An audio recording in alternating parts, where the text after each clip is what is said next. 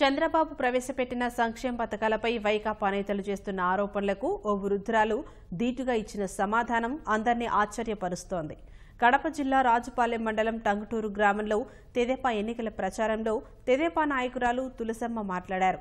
సంక్షేమ పథకాలతో తీరుతున్న ప్రజల కష్టాలను ఆమె వివరించారు.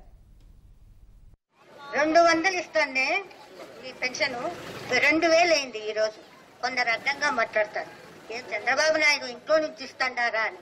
కానీ ఇంట్లో నుంచి గాని బయట నుంచి గాని ఎవరిచ్చినా ఎవరైనా గవర్నమెంట్ ఇచ్చేది, కానీ ఇవ్వాలనే ఆలోచన ఆయనకు తగ్గింది కదా, అది మనం ఆలోచించాలి. ఇంకొకటి పసుపు కుంకుమ కింద మీకు డాక్రా వాళ్ళందరికీ వస్తాను.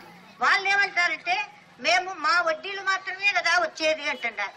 అది తప్పమ్మా, వడ్డీలు కాదు, మీకు వడ్డీలు కూడా ఇవ్వాల్సిన అవసరం లేదు.